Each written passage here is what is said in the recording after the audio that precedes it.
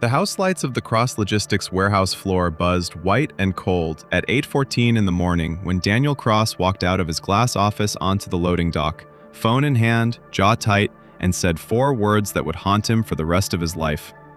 "You're done here. Leave." Marcus Bell stood in front of him, shirt still damp from the rain, hands shaking, not from the cold, but from something he hadn't said yet, something he never got the chance to say. Because Daniel Cross didn't wait for an explanation. He never did, not for men like Marcus. 3 weeks earlier, nobody in that building knew that the quiet dock supervisor who showed up an hour before every shift and stayed long after it ended was engaged to the boss's daughter. Emily Cross had grown up in the kind of house that made the local news when it sold. Marble floors, a view of the harbor, a father who built a shipping and logistics empire out of a single delivery truck 30 years earlier and never let anyone forget it. Daniel Cross was proud of that story. He told it at every company dinner, every shareholder meeting, every interview. What he never told anyone was the price his family paid for it. Emily grew up mostly raised by nannies while her father chased contracts across 3 continents. Her mother left when Emily was 11, unable to compete with a company that never stopped ringing. By the time Emily turned 26, she had learned exactly one lesson from her father, without him ever meaning to teach it. Value is proven through output. People who don't work hard enough don't deserve grace. She hated that lesson. She spent years trying to unlearn it. And then she met Marcus.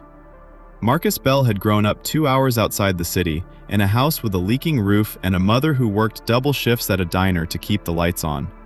His father left before Marcus could form a memory of his face. By 17, Marcus was working weekends at a hardware store to help with groceries.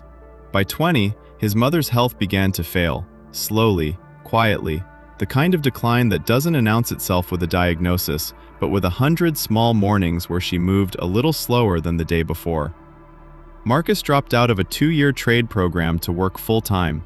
He never finished it. He told himself he would go back one day. He never said that out loud to anyone, because saying it out loud made the disappointment real. He met Emily at a community fundraiser neither of them wanted to attend. She was there because her father's company sponsored the event, and appearances mattered. He was there because his coworker's daughter was being honored for a scholarship, and Marcus had scraped together $20 to buy a raffle ticket in her name. Emily noticed him because he was the only person in the room not checking his phone. He noticed her because she was the only person in the room who looked as uncomfortable as he felt. They talked for 2 hours that night about nothing important and everything that mattered. 3 months later, they were inseparable. A year after that, Marcus proposed with a ring he paid off over 11 months, on a bench overlooking the same harbor Daniel Cross could see from his office window, though neither of them knew that yet. Emily didn't tell her father right away. She knew exactly what he would say, or worse, what he wouldn't say, the silence that came before his judgments, the way he'd look a person up and down like a line item on a balance sheet. So when Marcus, without knowing who Emily's father even was at first, applied for a dock supervisor position at Cross Logistics, because it paid better than anywhere else in the city and his mother's medical bills didn't care about his feelings, Emily panicked. She begged him to take a different job. He told her he'd already been hired and they needed the money too badly to walk away from it. He promised her he'd never use her name to get ahead, never once mention their relationship at work. He kept that promise. For 8 months, Marcus worked under Daniel Cross's roof, and Daniel Cross had no idea the young man managing his loading dock schedules was dating his only daughter. Marcus was good at his job, better than good. He memorized every driver's route before his second week.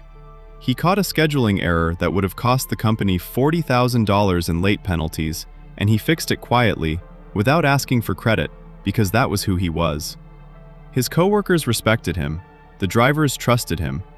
He was the kind of employee companies build entire departments around, and he did it all while working a second job on weekends at his old hardware store and driving 2 hours each way, twice a month, to sit with his mother during her dialysis appointments because there was no one else to take her. Daniel Cross crossed paths with him exactly twice in those 8 months. Once in an elevator, where Daniel didn't look up from his phone. Once in a hallway, where Daniel asked him a scheduling question, got a sharp, accurate answer, and walked away without a thank you. To Daniel, Marcus was a name on an org chart 3 levels below anyone who mattered. That was about to change, in the worst possible way. The morning it happened started like any other, except for one thing. Marcus's mother called him at 6:40 a.m., her voice thin and frightened in a way he had never heard before. She'd fallen in the bathroom. She couldn't get up. She was 2 hours away and there was no one else. Marcus called an ambulance first, then got in his car, breaking every speed limit he could safely break, praying the whole way. He reached her before the ambulance did. He found her on the floor, pale, disoriented, blood at her temple from where she'd struck the sink. He held her hand and talked to her until the paramedics arrived, then rode with her to the hospital, because leaving her alone in that moment wasn't a decision he was willing to make. He tried calling the warehouse. His phone had cracked in his pocket during the drive. The screen splintered into a spiderweb that barely responded to touch. He managed one garbled voicemail to a coworker's cell phone before the call dropped entirely. That voicemail was never heard. His coworker's phone had died overnight, forgotten on a charger with a bad cable. At the warehouse, the 8 a.m. shift ran without its supervisor for the first time in 8 months. Trucks idled. A shipment for one of the company's largest clients sat unassigned. Word moved fast, the way it always does in a building full of people looking for something to talk about. Marcus Bell hadn't shown up. Marcus Bell hadn't called. And on that particular morning, of all mornings, Daniel Cross happened to be on site, because he was hosting a walkthrough for a potential investor. A walkthrough that was now running 20 minutes behind because the dock schedule was in chaos. Daniel Cross did not handle embarrassment well. He never had. He stormed the loading dock floor in front of his staff, in front of the investor, in front of everyone, and demanded to know where his supervisor was. Nobody had an answer. And that was when Marcus walked in, 40 minutes late, disheveled, eyes red, phone shattered in his hand, saying nothing about where he'd been, because in 8 months at that company, he had never once used his personal life as an excuse, and some old, stubborn part of him still believed showing up mattered more than explaining why he was late. "You're done here. Leave," Daniel said, loud enough for the whole floor to hear, loud enough that the investor shifted uncomfortably and looked at his shoes. Marcus opened his mouth, closed it. He thought about explaining, about his mother on the floor, about the blood at her temple, about the 2 hours of silence in that ambulance bay wondering if she was going to be okay. But looking at Daniel Cross's face, the contempt already fully formed, the decision already made before a single word had been exchanged, Marcus understood something with a clarity that felt almost peaceful. This man had already decided who he was. Nothing Marcus said in that moment was going to change it. So he didn't say anything at all. He took off his badge, set it on the nearest table, and walked out into the rain. He didn't tell Emily what happened, not that day. He came home, sat on the edge of their bed, and stared at the wall for a long time, turning the shame over and over in his hands like a stone he couldn't put down. When Emily finally coaxed it out of him that night, her face went through 3 separate emotions in under 10 seconds: confusion, disbelief, and finally, a rage so quiet and so total that Marcus had never seen anything like it on her before. "Where is your mother now?" she asked first, because that was who Emily was underneath everything. He told her, stable, resting, going to be okay. Only then did Emily ask the second question. "Did you tell him why you were late?" Marcus shook his head. Would it have mattered? And Emily, who had spent her whole life watching her father make judgments before he had all the facts, didn't have an answer for that, because she suspected, painfully, that it wouldn't have. She didn't sleep that night. She sat with her laptop open, pulling up the hospital's visitor log, the ambulance dispatch time stamped 6:47 a.m., the security footage timestamps from the warehouse she still had partial access to from an old summer internship years ago. She built the entire timeline herself, piece by piece, not because she needed convincing, but because she knew her father. Feelings didn't move Daniel Cross. Evidence did. The next morning, Emily walked into her father's office without an appointment for the first time in years. Daniel looked up, surprised, softening the way he always did around her, the one person whose judgment he still seemed to fear. "I need to talk to you about the man you fired yesterday," she said, and set a folder on his desk. Daniel frowned. "The dock supervisor. He didn't call in. That's a fireable offense at any—" "His name is Marcus," Emily said, cutting him off. Something she had never once done to her father in her adult life. "And he's the man I'm marrying." The silence that followed was the longest of Daniel Cross's life. He looked at the folder. He looked at his daughter. And for the first time in longer than he could remember, Daniel Cross felt something close his throat that wasn't anger. It was shame, arriving late, the way it always does for men who mistake control for character. He opened the folder. Ambulance dispatch, 6:47 a.m. Hospital admission record, his mother's name, a head laceration, stable condition. A single blurry photo Emily had gotten from a nurse she knew, of Marcus sitting in a plastic chair beside a hospital bed, still in his work uniform, holding an old woman's hand. Daniel read every page twice. Nobody in the room said anything for a long time. "Why didn't he just tell me?" Daniel finally said, more to himself than to Emily. And Emily, her voice steady but her eyes wet, said the truest thing either of them would say that whole week. "Because you never gave him a reason to think it would matter." Daniel Cross had built an empire on the belief that excuses were the enemy of excellence. He had fired plenty of people over the years for less than what he assumed Marcus had done, and he had felt justified every single time. Because in his mind, the standard was the standard, and softness was how good companies rotted from the inside. He had never once asked himself what that standard cost the people underneath it, the ones without a company to inherit, without a name that opened doors, who were simply trying to survive long enough to be given a chance. He drove to the hospital himself that afternoon, alone, without his driver, without an assistant, for the first time in years arriving somewhere without an entourage smoothing the path in front of him. He found Marcus in the hospital cafeteria, exhausted, a vending machine coffee going cold in front of him. Marcus looked up and his whole body went rigid, bracing for whatever this was. "I'm not here to fire you again," Daniel said.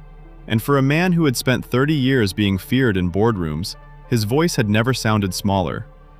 "I came to apologize, and I don't know how, because I don't think I've done it in a long time." Marcus said nothing at first, watching him carefully, the way a person watches someone they've learned not to trust. "You didn't ask," Marcus finally said, quietly. "You didn't ask me anything. You just looked at me and decided." Daniel nodded, because there was nothing to argue with in that sentence. It was simply true. "My mother raised me alone," Daniel said, surprising even himself with how much came out, unplanned, unpolished. "She worked 2 jobs. I promised myself I'd never live like that again, and somewhere along the way I decided that meant I got to judge anyone who did." He looked at his hands. "I forgot what it actually took to survive it. I built a company that forgot too." Marcus studied him for a long moment. "Your daughter didn't forget," he said. "She built your whole defense case in one night because she believed people deserve to be asked before they're judged. That's not something she learned from a company retreat." Daniel almost smiled, despite everything. "No," he said. "She learned that from her mother. I think she spent a long time unlearning the rest of it from me."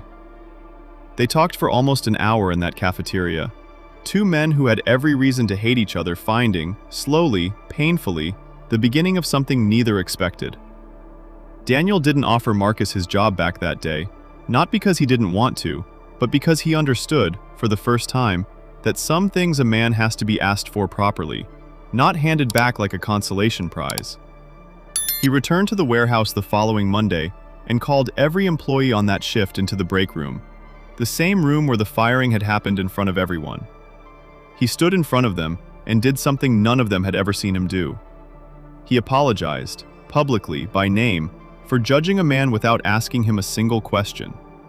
He told them what Marcus had been doing that morning, the ambulance, the hospital floor, the hand held through the longest 2 hours of his life.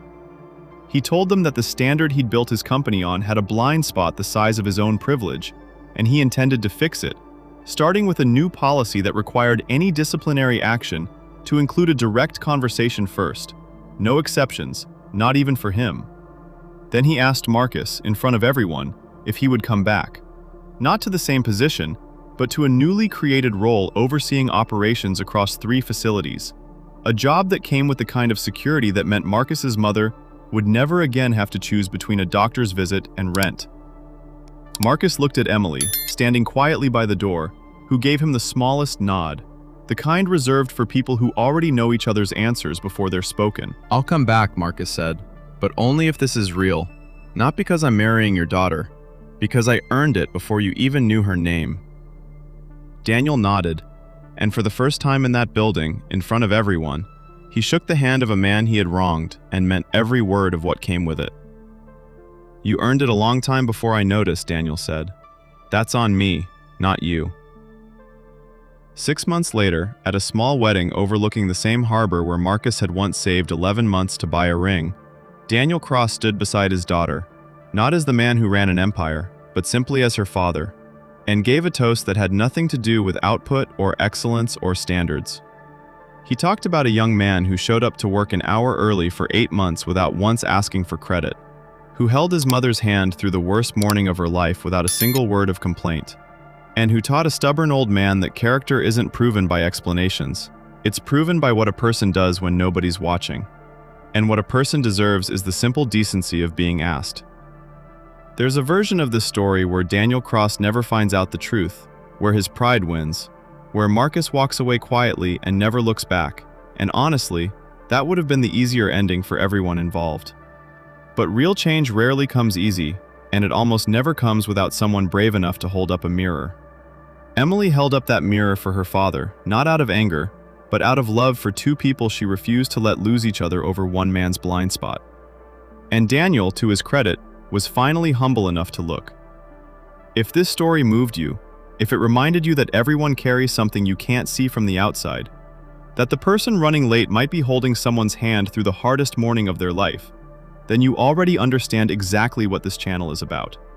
Stay a little while longer. There are more stories like this one waiting for you, and I'd love for you to be here when the next one begins.